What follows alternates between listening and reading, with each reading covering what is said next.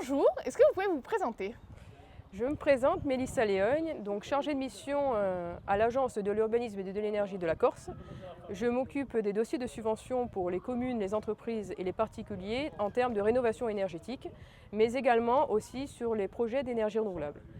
Est-ce que vous pouvez nous présenter le programme Teams dans lequel vous êtes pilote? Alors, c'est un projet national qui est piloté par un consortium de 4 structures, à savoir Leclerc, qui est le réseau national des agences de l'énergie. Après, vous avez le RAR, le réseau national des agences de l'environnement. Et après, vous avez également Mobine, donc Mobine qui est le réseau régional de la mobilité inclusive. Et aussi, pour finir, Aura2E, qui est en fait notre homologue, mais en Auvergne-Rhône-Alpes pour l'énergie et l'environnement. Donc tous ces 4-là se sont regroupés pour en fait promouvoir les actions de mobilité durable et solidaire dans les territoires. Et donc, ils ont lancé un appel à projet national en 2023 auquel on a répondu avec le porteur régional Mobine, Corsica. Et on a été lauréat, donc, et ça fera 2 ans maintenant, bientôt, que le projet se tiendra, qui permet en fait de développer cette problématique qu'on a en Corse, qu'est la mobilité durable et inclusive. Est-ce que du coup il y a des accompagnements pour les communes? Qu'est-ce que vous pouvez offrir aux communes via ce programme? Alors ce programme, il a dû viser quand même certains territoires. On ne pouvait pas faire sur toute la Corse, malheureusement.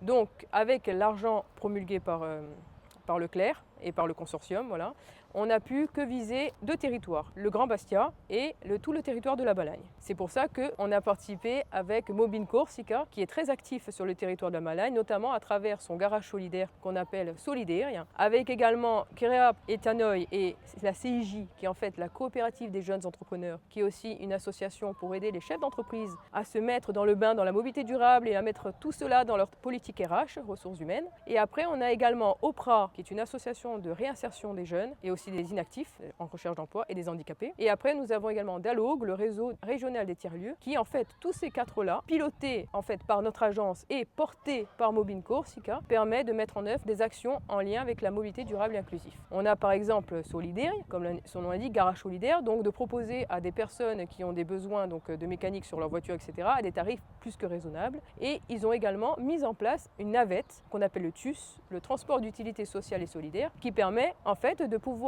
accompagner des habitants de Balagne à des endroits spécifiques comme de premiers services, les soins médicaux, après la pharmacie, les courses, etc. Et en fait, c'est un transport à la demande qui a un tarif plus que raisonnable de l'ordre de 30 centimes le kilomètre. Après, vous avez aussi comme DALOG, qui est le réseau régional des tiers-lieux. Et en fait, son rôle, c'est d'aller sur la problématique inverse, c'est-à-dire de regrouper dans un même endroit tous les services dans un endroit unique qu'on appelle un tiers-lieu, et donc de faire de la démobilité. Et donc ça faciliterait les personnes qui sont en recherche souvent de besoins, qui sont un peu éparpillés à droite et à gauche de leur domicile, de pouvoir tout faire en un seul lieu. Et ça, c'est grâce au réseau DALOG. Et côté communes, les communes, en fait, sur d'un point de vue collectivité, là, on est plus sur des ateliers de sensibilisation à l'écomobilité, avec OPRA, Solidaire et également le réseau DALOG, les tiers-lieux.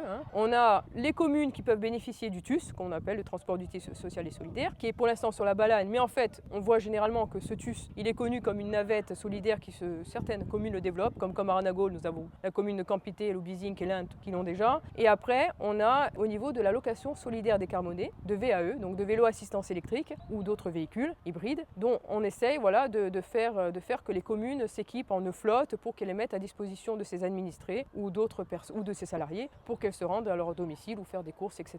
Que doit faire une commune si elle est intéressée par ces solutions de mobilité pour prendre contact avec vous? Donc la commune, en fait, il faut qu'elle contacte Mobine Corsica et après elle peut bien sûr nous contacter sur l'agence et moi je la redirigerai vers la présidente de Mobine Corsica puisqu'on est partenaire sur ce projet, etc. Et puisque ce sont eux les acteurs terrain qui accompagnent au plus près toute personne, que ce soit des particuliers, des entreprises et des communes, à faire leur démarche en termes de mobilité durable et inclusive. Et comment y accéder? Ça c'est comme tout autre accompagnement, il faut adhérer. Mobine Corsica est une association régionale, donc il faut adhérer à l'association pour pouvoir profiter de l'accompagnement disponible, etc. Merci beaucoup. Merci.